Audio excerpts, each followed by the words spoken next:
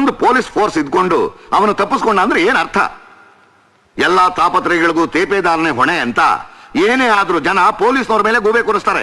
Sir, ಆಸ್ಪತ್ರೆಯಲ್ಲಿರೋ ಡಾಕ್ಟರ್ಗಳೇ ಇದ್ರಲ್ಲಿ ಶಾಮೀಲ್ ಆಗಿರ್ಬೋದು ಅಂತ ಅನುಮಾನ ಇದೆ ಸರ್. ಶಡಪ್.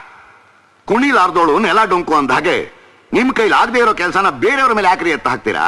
Sorry sir. ಸಾರಿ ಅನ್ನೋದು ಬರೀ ಸಮಾಧಾನವೇ ಹೊರತು ನಾನು ನಿಮ್ಮನ್ನು ಕೇಳೋ ಪ್ರಶ್ನೆಗಾಗ್ಲಿ ಅಥವಾ ಜನ ನಮ್ಮನ್ನು ಕೇಳೋ ಪ್ರಶ್ನೆಗಾಗ್ಲಿ ಉತ್ತರ ಅಲ್ಲ. ಉತ್ತರ ಅನ್ನೋದು ನಾವು ಮಾಡೋ ಕೆಲಸದಲ್ಲಿ ಇರ್ಬೇಕು.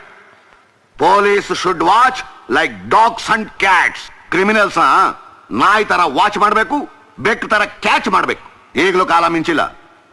ಆದಷ್ಟು ಬೇಗ ಅಮರ್ ಎಲ್ಲಿದ್ದಾನೆ ಅಂತ ಪತ್ತೆ ಹಚ್ಚಿ ಅವನನ್ನ ಕಸ್ಟಡಿಗೆ ಒಪ್ಪಿಸಬೇಕು. ಡೋಂಟ್ ವರಿ ಸರ್, ಅವನ್ ಪಾತಾಳದಲ್ಲಿ ಅಡಗಿದ್ರು ಸರಿ, ಅವನ್ನ ತಂದು ನಿಮ್ ಮುಂದೆ ನಿಲ್ಲಿಸ್ತೀನಿ. Very good. Do it and save the respect of our police department.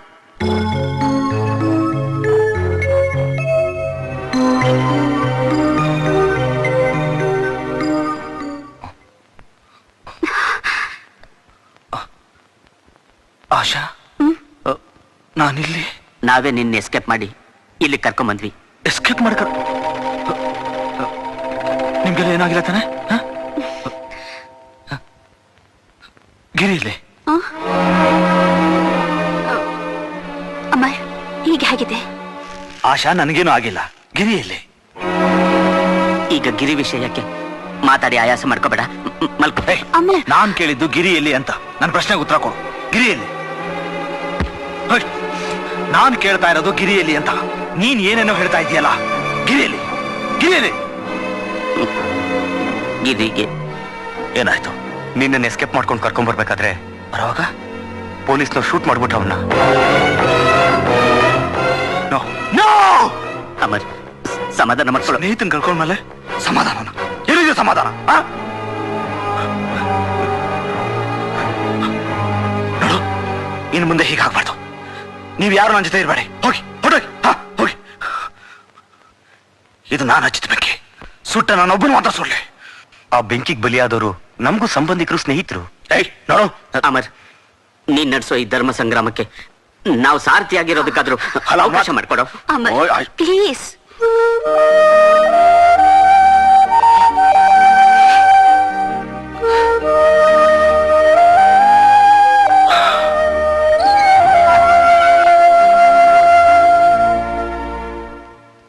ನಿಂತ್ಕೋ. ಮತ್ತೆ ಯಾಕೆ ಬಂದೆ ಇಲ್ಲಿಗೆ? ನನಗಿದ್ದಿದ್ ಎರಡೇ ಕಣ್ಣು, ಒಂದು ಮಾಂಗಲ್ಯ, ಇನ್ನೊಂದು ಮಗ. ಎರಡನ್ನೂ ಕಳ್ಕೊಂಡಿರೋ ನನಗೆ ಮೂರನೇ ಕಣ್ಣು ಇಲ್ಲಪ್ಪ.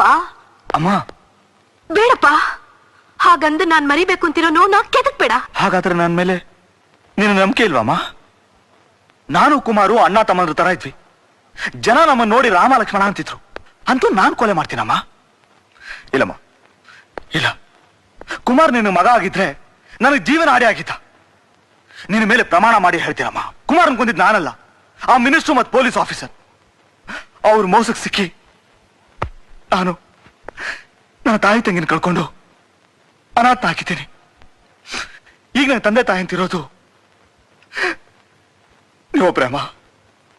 ಅಮ್ಮ, ನಾನಿಷ್ಟು ಹೇಳಿದ್ಮೇಲೂ ನಿನ್ನ ನಂಬಿಕೆ ಬಂದಿಲ್ಲ ಅಂದ್ರೆ ಅದು ನನ್ನ ದುರದೃಷ್ಟ. ಆಯ್ತು, ಇನ್ಯಾವತ್ತೂ ನಾನು ನನ್ನ ಮುಖ ಹಿಂಗೆ ತೋರ್ಸಲ್ಲ. ಅಮರ್, ಅಮರ್, ನಿನ್ನ ನಾನು ತಪ್ಪಾಗಿ ತಿಳ್ಕೊಂಡಿದ್ದೆ ಕಣೋ. ನನ್ನ ಕ್ಷಮಿಸ್ತೀಯಪ್ಪ? ಅಮ್ಮ, ತಾಯಿ ಮಕ್ಕಳ ಹತ್ರ ಕ್ಷಮೆ ಕೇಳಬಾರ್ದಮ್ಮ. ನೀನ ಅರ್ಥ ಮಾಡ್ಕೊಂಡಿಲ್ಲ, ಅಷ್ಟೇ ಸಾಕು. ಅಮರ್, ನಂದೊಂದು ಮಾತು ನಡೆಸ್ಕೊಡ್ತೀಯಾ? ದುಷ್ಟ ಶಿಕ್ಷಣೆ ಶಿಷ್ಟ ರಕ್ಷಣೆ ಅನ್ನೋದು ಇವತ್ತಿನಿಂದ ನಿನ್ನ ಗುರಿ ಆಗಿರ್ಲಿ. ಅದಕ್ಕೆ ಇವತ್ತು ನೀನಿಡೋ ಹೆಜ್ಜೆನೆ ನಾಂದಿ ಆಗ್ಲಿ. ನನ್ನ ಮಗನಿಗಾದ ಅನ್ಯಾಯ ಬೇರೆ ಯಾವ ಅಮಾಯಕರಿಗೂ ಆಗ್ಬಾರ್ದು. ನಿನಗೆ ನನ್ನ ಆಶೀರ್ವಾದ ಮಾತ್ರ ಅಲ್ಲಪ್ಪ, ನನ್ನಂಥ ನೂರಾರು ತಾಯಂದ್ರ ಆಶೀರ್ವಾದ ಇದ್ದೇ ಇರುತ್ತೆ. ನ್ಯಾಯ ಅನ್ಯಾಯದ ಮಧ್ಯೆ ನಡೆಯೋ ಯುದ್ಧಕ್ಕೆ ಈ ಸಮಾಜನೇ ರಣರಂಗ. ನಮ್ಮ ಆಶೀರ್ವಾದನೇ ನಿನ್ನ ಕವಚ. ಇದೇ ಈ ತಾಯಂದ್ರಿಗೆ ನೀನ್ ತೀರಿಸ್ಬೇಕಾದ್ರೂ ಗುಲ್ಕನ್, ನನ್ ಬಂದೋಬಸ್ತ್ ಅಂದ್ರೆ ಉಕ್ಕಿನ ಕೋಟೆ ಇದ್ದಂಗೆ ಒಂದ್ ಇರುವೆನು ನುಸಕ್ಕಾಗಲ್ಲ ಅಂದೆ. ಈಗ ನೋಡ್ದ ನಿನ್ಗೆ ಜಾಪಾಳ್ ಮಾತ್ರ ಹಾಕ್ಬಿಟ್ಟು ಹೆಂಗ್ ಓಡೋಗ್ಬಿಟ್ಟ. ಎಲ್ಗಯ್ಯ ಹೋಗ್ತಾನೆ. ಭೂಮಿ ಗುಂಡಾಗಿದೆ ಅಂದ್ಮೇಲೆ ಅವನ್ ನನ್ನ ಕೈಗೆ ಸಿಗ್ಲೇಬೇಕು. ಅಷ್ಟ್ರಲ್ಲಿ ನಮ್ ಪ್ರಾಣನೆಲ್ಲ ಪರಮಾತ್ಮನ್ ಪಾದಕ್ಕೆ ಎಡೆಟ್ಬಿಟ್ಟು ಏನೇ ಮಾಡೋದು? ಈಗ ನೀವಿಬ್ರು ಮುಚ್ಕೊಂಡಿರಕ್ಕೆ ಏನ್ ತಗೋತೀರಾ? 25 ಒಟ್ಟು 50. ಬೆಳಗ್ಗೆ ಶೇವ್ ಮಾಡುವಾಗ ನಾಪ್ಸು. ಹಲೋ ಹಲೋ ಹಲೋ ಹಲೋ, ಯಾರು? ಜನ್ಮ. ಜನ್ಮ? ಯಾವ ಜನ್ಮ? ರಾವಣನ ಸಂಹಾರಕ್ಕಾಗಿದ್ದು ರಾಮನ ಜನ್ಮ, ಕಂಸನ ಸಂಹಾರಕ್ಕಾಗಿದ್ದು ಕೃಷ್ಣನ ಜನ್ಮ.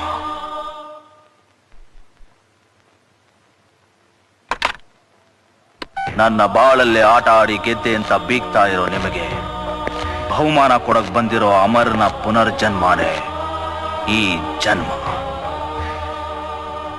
ಸರ್ಕಾರ ರಚಿಸಿದ ಮಾತ್ರಕ್ಕೆ ಸೃಷ್ಟಿಕರ್ತ, ಸಮಾಜನ ಕಾಪಾಡೋ ಹೆಸರಲ್ಲಿ ಕಾಕಿ ಬಟ್ಟೆ ತೊಟ್ಟ ಮಾತ್ರಕ್ಕೆ ಪರಿಪಾಲಕ, ಸುಳ್ಳು ಸಾಕ್ಷಿ ಹೇಳಿಸಿ ಮರಣದಂಡನೆ ಕೊಡಿಸಿದ ಮಾತ್ರಕ್ಕೆ ವಿನಾಶಕರ್ತ. ನೀವು 3 ಬ್ರಹ್ಮ ವಿಷ್ಣು ಮಹೇಶ್ವರ ಅಂತ ತಿಳಿದಿದ್ರೆ ನಿಮ್ಮ ಪಾಲಿಗೆ ನಾನೇ ಯಮ. 3 ಬಿಟ್ಟೋನು ಊರಿಗೆ ದೊಡ್ಡೋನು ಅಂದಾಗೆ ನಾನು ನ್ಯಾಯ ನೀತಿ ಧರ್ಮ ಎಲ್ಲ ಬಿಟ್ಟು ನಿಮ್ಮೂರಿಗೆ ಚರ್ಮ ಶ್ಲೋಕ ಹಾಡೋದಕ್ಕೆ ಬಂದಿದ್ದೀನಿ.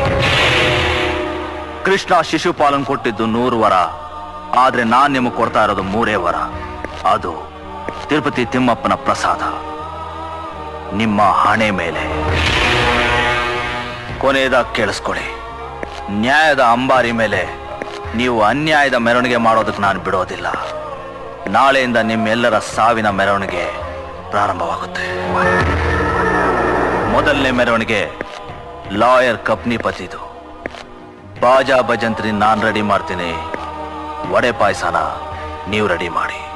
ನನಗೆ ಗೊತ್ತು ಕಣ್ರಿ ಅದು ಹಿಂಗೆ ಆಗುತ್ತೆ ಅಂತ. ಅದಕ್ಕೆ ನಾನು ಅವತ್ತೇ ಹೇಳಿದೆ ಈ ಲಾಯರ್ಗಿರಿ ಬೇಡ, ಸುಮ್ನೆ ಊರ್ಗ್ ಹೋಯ್ತೀನಿ ಅಂತ. ಕೇಳಿದ ನನ್ನ ಮಾತಾ, ಇವನನ್ನ ನಾನು ಅದೇನೋ ಕಿಸ್ಸೆ ಹಾಕ್ಬಿಡ್ತೀನಿ ಅಂತ. ಒಳ್ಳೆ ಕಾಕರ್ ಕೊಟ್ಟೆ ಆನೆ ಇದ್ದಾಗ ಅವನೇ, ಇವನು ಅವ್ನ ಕಣ್ಣಿಗೆ ಬೀಳಲಿಲ್ಲ. ನನ್ನ ಮಗನೇ ನೀನ್ 3 ಮಾವಿನಕಾಯಿ ಇದ್ದ ಇದೆಯಾ, ನೀನ್ ಅವ್ನ ಕಣ್ಣಿಗೆ ಬೀಳಲಿಲ್ಲ, ನಾನೇ ಬೀಳ್ಬೇಕಾ? ನನ್ನ ಆಯುಷ್ನ ದೇವ್ರು ಹಿಂಗ್ ಬರ್ದಿಡ್ಬೇಕಾ? ಹುಗಿರಿ ಮಕ್ಕೆ ಯಾಕ್ರಿ ಇಷ್ಟು ದೊಡ್ಡ ದೇಹ ಇಟ್ಕೊಂಡು ಕಾಣ್ದೆಲ್ಲರ ಒಂದ್ ಸಣ್ಣ ಪ್ರಾಣಕ್ಕಾಗಿ ಸಾಯ್ತೀರಾ? ಪ್ರಾಣ ಹೋದ್ರೂ ಚಿಂತೆ ಇಲ್ಲ, ಈ ನಿಮ್ಮ ದೇಹ ಮಾತ್ರ ಕೆಡ್ದೆಲ್ಲರ ಹೋಗಿ ನಾವು ಭದ್ರವಾಗಿ ನೋಡ್ಕೋತೀವಿ. ಅಬ್ಬಾ ಭಾರತ ಮಾತಾ. ಏ ಕಪ್ನಿಪತಿ, ಯಾಕೆ ಎಳೆ ಮಗು ತರ ಅಳ್ತೀಯ? ನಾನಿರೋವರೆಗೂ ನಿನ್ಗೇನು ಆಗಲ್ಲ, ಸುಮ್ನಿರು. ಲೇ ಗುಲ್ಕರ್ರು, ಹಾಗಂತ ನನ್ಗೆ ಮಾತ್ ಕೊಡು.